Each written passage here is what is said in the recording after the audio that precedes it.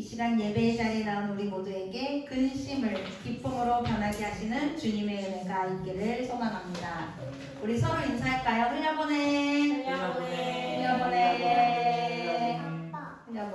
감사합니다. 자, 오늘 말씀 제목을 함께 읽어볼까요? 시작. 근심이 기쁨으로 변할 것이다. 자, 우리 홍지용 같이 제목 읽어볼게요. 시작. 근심이 기쁨으로 변할 것이다. 제목으로 말씀을 나눌게요. 우리 함께 읽었던 이사야 말씀의 9절에서는 이렇게 기록되어 있습니다. 지우가 한번 읽어볼까요? 거기 주보에 이사야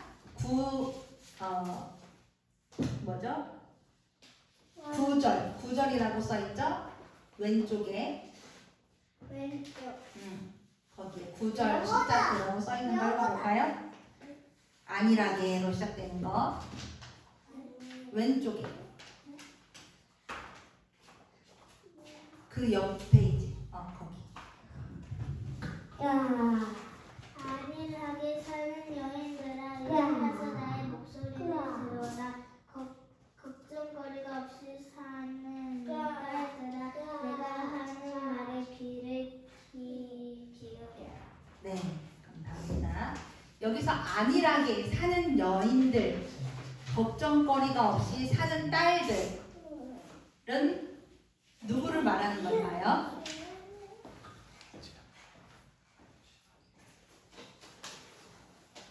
이 여인들, 딸들이라고 표현한 것은 당시 유다의 상황을 표현한 거예요. 안일하고 걱정거리가 없다고 표현한 사람들은 당시 사회 지배층, 권력을 가진 엘리트들을 지칭합니다. 근데 이 사람들은 어떠했냐면 헛된 믿음, 자만심으로 가득 차 있었어요. 그래서 자신들이 지금 누리고 있는 부가 영원할 것이라고 믿었고 영적으로도 자아도취가 되어 있는 사람들이었습니다. 그 사람들을 안일한 여인들, 걱정거리가 없는 딸들이라고 표현을 한 거예요. 우리 집사님이 만약에 10억을 가지고 있어요. 와. 그러면은 맨날 표정이 어떨 것 같아요? 지금처럼 이러고 있을 거예요? 기분이 좋겠죠. 아우 나 뭐 좀 저기 이제 가고 싶었던 유럽도 가보고 이제 어떠한 여유롭게 살까 이런 생각들을 하겠죠. 이 사람들 안일하게 사는 이 여인들도 그러니까 그 유다의 상류층 사람들 엘리트 그 사람들도 이 땅에서의 삶이 문제가 없이 느껴졌어요. 물질도 넉넉하죠. 영적으로도 자아도취되어 있다고 말했어요. 와 나는 정말 그냥 심취해 있는 거예요. 신앙에. 그러니까 자신만만해 있었던 거죠. 근데 우리가 사람의 특징은 무엇인가 심취해 있으면 이런 증상이 나타납니다. 현실을 직시하지 못해요. 현실을 바라보지 못하는 상황에 놓이게 됩니다. 그러니까 그 사람들은 스스로는 내 삶은 평안해, 좋아 라고 생각했지만 그들에게는 그 도취해져 있었기 때문에 그들에게 닥친 현실을 바라보지 못하고 있었어요. 이사야를 통해서 이제 너희들이 1년 안에 밭농사, 포도농사 다 망할 거야. 땅에는 가시덤불이 넘쳐날 거야. 라고 아무리 얘기를 했는데도 나는 지금 풍족하고 좋으니까 그 재난이 다가올 것에 대해서 인지하지 못하고 바라보지 못하고 듣지 않았던 것입니다. 당시의 포도 농사는 그 지주들이 갖고 있던 주된 일이었기 때문에 포도 농사가 망한다. 이것은 뭐예요? 경제적으로 이제 유다가 몰락할 거야 라는 것을 의미하는 거예요. 먹고 마시고 즐기는 것에만 빠져있는 이제 너희들 사람들이 이제 더 이상 유흥할 수 있는 모든 것들이 사라져 버릴 거야 라는 경고라는 거예요. 그런데 그들은 나 이제 망할 거야 라는 그 경고 속에서도 어떻게 하고 있어요? 즐겁게 안일하게 놀고 있었던 거예요. 영원할 것만 같이 지금이. 그들은 지금 내가 평안하다라고 생각하고 있지만 그들의 상태는 진짜 평안함이 아니죠. 그저 안일함을 느끼고 있는 거예요. 걱정거리가 없는 행복한 삶이 아니라 오히려 불감증에 걸려있는 영적 타락 상태에 놓여 있다는 거예요. 근데 우리가 하나님을 믿고 신앙생활을 하는 데에서 정말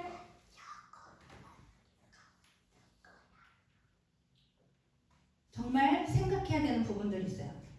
안일함과 이 불감증은 신앙생활의 아주 위험한 상태라는 거예요. 이 안일함에 빠진 신앙은 어떻게 변하냐면 주변을 돌볼 줄 모르는 무관심한 태도로 변하게 됩니다. 그러니까 나의 평안, 나의 즐거움, 나의 만족감에 몰두해 있기 때문이죠. 이 안일하다라는 이 믿음을 어떻게 표현할 수 있을까 쉽게 지유지음이도 알 수 있는 표현을 어떻게 할 수 있을까 고민을 하다가 이런 장면이 계속 떠올랐어요. 귀에 헤드셋을 꽂고 걸어가는 거예요. 지유 헤드셋 알아요? 이렇게 노래 듣는 거? 본 적 있어요? 이렇게 가지고 그거 거기에 소리 이빨이 틀어놓고 찬양을 크게 틀어놓고 이제 막 찬양을 오늘 불렀잖아요. 성령이여 임하소서 하면서 그러면서 막 주님 나에게 은혜 담비 내려주시고 감사해 하면서 막 은혜 충만하게 걸어가고 있어. 그런데 헤드셋이 소리가 굉장히 주변을 안 들리게 해요. 주원이도 알죠? 이거 하면 이 소리밖에 안 들려. 근데 나는 은혜 충만해서 막 걸어가고 있는데 주변에는 어떤 일이 벌어지고 있냐면 저기서 어떤 힘센 엉아가 약한 동생을 막 때리고 있어. 주변에 그러고 있고요. 또 옆에는 열흘째, 한 달째, 3개월째, 100일째 굶어 죽어가고 있는 뼈밖에 없는 친구들이 죽어가고 있는 거고요. 저쪽에서는 넘어져서 길 가다가 부러져서 지금 바로 병원에 가지 않으면 아주 응급 상황이 놓여져 있는 사람이 길거리에 막 즐비해 있어. 그런데 나만 헤드셋 끼고서 성령 충만해서 막 그 길을 막 하나님 은혜 감사해요. 성령 충만한 상태로 그 길을 막 걸어가고 있는 거야. 주변에선 죽어가고 있고 다치고 도움이 필요한 사람들이 있는데 나만 그렇게 걸어가고 있는 이 모습, 이게 안일한 신앙의 상태를 쉽게 표현을 하는 걸로 제가 표현을 해보고 싶었습니다. 이 안일한 여자들 이런 상태였어요. 나의 안락함에만 심취해 있고 내가 있는 너머에 있는 고통받는 사람들을 외면한 그 사람들의 모습. 사실 이런 모습은 우리 모두에게 있어요. 교회에서 어린이 주일이라고 또는 생일이라고 막 즐거운 날이라고 과자를 이만큼 받았어. 엄청 신나. 그쵸? 과자를 이빠이 받아서 갔어요. 그렇게 갔어. 근데 아빠 집에 그냥 가기 심심하니까 놀이터에 가서 좀 놀다 가요 하고 놀이터에 갔어. 과자를 들고. 그래서 너무 행복한 거야. 근데 저기서 어떤 꼬맹이가 막 과자를 먹다가 그 과자를 다 쏟아버렸어. 내 과자 다 쏟았다 속상해 했는데 제가 과자 다 쏟았네. 내 과자를 보고 달라고 그러면 어떡하지? 아빠 빨리 집에 가요. 이러면서 빨리 집에 가서 내 과자 먹을 생각 하는 거. 우리는 그런 사람이 없겠죠. 그런 모습들. 또 어른들은 이럴 수 있어요. 지구 건너에서 정말 이제 끝날 것 같은 그 전쟁이 여전히 끝나지 않고 있어요. 전쟁으로 인해서 고통받는 생명들이 너무 많습니다. 그런데 우리나라 코스피가 올랐네. 역대급으로 올라가고 있네. 내가 놓은 주식이 올라가서 조금만 더 있으면 이제 내가 원하는 것에 올라갈 수 있어 라고 기뻐하고 있는 모습. 이러한 신앙들이 안일한 신앙의 모습일 수 있다라는 거예요. 근데 오늘 말씀에서 그 안일한 여인들 걱정거리가 없다라는 것은 평안해서 말하는 것이 아니에요. 문제의식을 못 느끼는 그 불감증을 말하는 거거든요. 그런 신앙에 있는 사람들에게 이야기를 하고 있어요. 안일한 신앙에서 몸서리치는 가슴치는 신앙으로 전환되기를 요청하고 있는 것입니다. 오늘 말씀에서는 심판을 경고하고 있어요. 이제 너희들 포도밭, 밭농사 다 망할 거고 가시덤불 너네가 사는 땅은 이제 가시가 가득할 거야 라고 말하면서도 회복의 말씀을 하나님이 이야기를 하고 계신데 희망의 메시지를 전하고 있습니다. 15절 말씀을 보면 그러나 다 망할 거지만 그러나 주님께서 저 높은 곳에서부터 다시 우리에게 영을 보내주시면 황무지는 기름진 땅이 되고 광야는 온갖 곡식을 풍성하게 내는 곡창지대가 될 것이다 라고 희망의 메시지를 전해주고 있습니다. 근데 이 심판에서 회복으로 넘어갈 때 과정이 있다라는 거예요. 그것은 뭐예요? 가슴을 쳐라라는 거예요. 나의 안일함과 타인의 고통에 대해 불감증으로 무관심으로 살았던 나의 삶에서 가슴치고 회개하며 돌아서는 과정이 있어야 회복의 기쁨을 누릴 수 있을 것이다. 너희의 삶이 회복될 것이다 라고 말하고 있는 거예요. 우리의 삶에서 안일한 모습은 어떤 부분이 있습니까? 친구들 옆에 힘들어하고 슬퍼하고 외로워하는 그 친구들 외면한 적은 없으신가요? 다른 이들 누군가 고통을 겪었는데 저 누가 도와주겠지 하고 그냥 지나갔던 적은 없나요? 그랬던 나의 지난 시간들, 눈에 아른거리는 사람들 저도 있어요. 그때 내가 왜 용기를 못 내고 못 도와줬을까? 그냥 도와줄 걸 라고 생각하는 떠오르는 사람들이 있습니다. 우리 모두가 오늘 말씀을 기억하면서 안일한 신앙에서 가슴 치는 신앙으로 전환되기를 소망합니다. 우리가 가슴을 칠 때 우리의 황무지 같은 삶에서 기름진 땅으로 변화시킨다고 약속하셨고 우리가 가슴 칠 때 불안하고 불완전했던 우리 삶이 안전한 거처에서 평온히 쉴 수 있는 은혜를 누릴 줄 믿습니다. 오늘 요한복음 16장에서 예수님은 십자가의 죽음 앞에서 제자들에게 이해할 수 없는 이야기를 했어요. 조금 있으면은 나를 보지 못할 건데 또 조금만 더 기다리면 나를 볼 수가 있어 라고 말했어요. 이게 무슨 말일까요? 제가 저녁이나 좀 그 시간대 지훈이야 지금 엄마 잠깐 나갔다 올게 그리고 금방 올 거야 하고 나가려고 하면 지우 뭐라 그러죠? 가지마 왜 또 나가 막 이러면서 엄마를 못 나가게 하죠. 그쵸? 했죠? 근데 요즘은 안 그래요. 근데 엄마가 몇 시까지 올 거야 자기 전에 올 거야 뭐 시간에 약속하고 그러면 수긍을 해요. 예수님도 제자들에게 그랬어요. 나 이제 너네 나 못 볼 거야 라고 얘기를 하고 그런데 또 조금만 있으면 볼 수 있어 라고 이야기를 해주셨어요. 못 보는 그 사실에 대해서 슬퍼할 제자들을 알고 계셨기 때문에 다시 또 지나면 나와 만나게 될 거야 라고 다독이면서 이야기를 해주신 거죠. 그러면서 이 과정을 아기를 낳는 그 엄마의 고통을 비유하면서 말씀해 주셨어요. 많은 엄마들이 아기를 갖고 싶어 해요. 그런데 점점점 아기를 갖고 나서 시간이 지나면 걱정이 생깁니다. 불안해져요. 근심이 차올라요. 사람들이 출산의 고통을 엄청 아프다고 하는데 그걸 어떻게 견디지 하면서 근심에 쌓이게 됩니다. 근데 그 진통을 하고 나면 출산을 하고 나면 그 걱정했던 모든 근심과 슬픔이 어떻게 될까요? 이게 나왔어요? 사라진다라는 거예요. 저도 뭐 다 아시겠지만 수중분만으로 자연주의 출산을 했어요.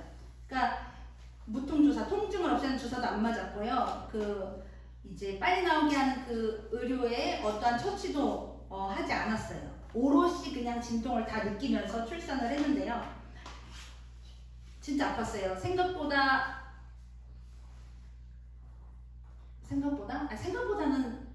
솔직히 힘들진 않았어요. 그래서 또 둘째도 수중분만을 하고 싶었으니까요. 근데 이제 막 이 배가 이 뒤틀리는 그 고통을 경험해보지 못한 것을 막 이렇게 하는데 정말 힘들었어요. 그리고 이제 어떤 처치도 안 하고 자연 생으로 나왔으니까 많이 상처가 생겼겠죠. 아팠어요. 그런데 내 눈앞에 있는 이 지유를 보니까 그 아픈 게 아팠을까요? 하나도 안 아픈 거예요. 막 걸어 다녔어요. 그리고 너무 예뻐가지고 잠도 덜 자면서 얘를 봤어요. 그냥 보기만 하면 너무 행복하니까. 그러니까 이 아팠던 그 진통이 생명을 낳았을 때 그 기쁨을 덮지 못하는 거예요. 제자들에게도 말한 거예요. 너네가 나를 못 봐서 울며 애통하겠지만 다시 나를 만났을 때는 그 근심이 기쁨으로 변할 것이라고 얘기를 해준 것입니다. 근데 여기서 중요할 게 있어요. 많은 사람들이 근심을 기쁨으로 확 바꿔주길 기대하고 그렇게 될 것이라고 생각을 해요. 그런데 모든 근심이 사라져버리고 기쁨을 충만하게 할 것이라는 뜻이 아니에요. 너희가 겪는 슬픔과 근심이 오히려 기쁨으로 변하게 하는 조건과 이유가 될 것이라는 말씀이에요. 이 슬픔이 기쁨으로 변하게 되는 그 과정에는 숨겨진 원리가 하나 있어요. 그게 무엇이냐면 그 슬픔과 기쁨 사이에는 진통의 과정이 있다라는 거예요. 예수님이 말씀하신 기쁨은요, 고통 없는 삶, 이제 슬픔이 없는 삶에 대한 약속이 아니에요. 오히려 고통을 지나서 생명을 만나게 되는 기쁨을 이야기하고 있는 것입니다. 아기를 낳는 엄마가 진통을 겪지만 그 진통이 생명을 낳는 과정이었고, 십자가의 슬픔이 결국에는 부활의 기쁨으로 이어졌듯이 우리의 눈물, 아픔, 이것 또한 하나님 안에서 헛되지 않고 기쁨으로 바꿔 주시겠다는 약속입니다. 그런데 우리가 이거에서 나의 힘듦을 하나님이 기쁨으로 바꿔줄 거야. 나 고통스러우니까 조금만 견디면 내 삶 잘 되게 해줄 거야 라는 그런 나의 개인 신앙의 이야기가 아니에요. 이웃들이 겪는 해산의 고통을 함께 겪어야 함을 요청하고 있는 거예요. 다른 누군가가 겪고 있는 그 진통을 우리도 같이 진통해야지 된다라는 거예요. 그래야 하나님께서 주시는 그 기쁨을 맛볼 수 있다라는 겁니다. 앞에서도 말했죠. 타인의 고통에 안일한 태도로 무관심하지 않아야 합니다. 함께 진통의 자리로 나아갈 수 있는 것을 예수님께서 우리에게 요청하고 있는 것입니다. 우리는 내일의 기쁨의 열매를 위해 오늘 어떤 진통을 감당하시겠습니까? 우리가 함께 고통을 짊어질 사람은 누가 있으십니까? 거대한 것, 뭔가 세상을 바꿀 화려한 것 요구하지 않으세요. 아주 작은 것, 오늘 양보하는 것, 친절을 베푸는 것, 불편을 감수하는 것.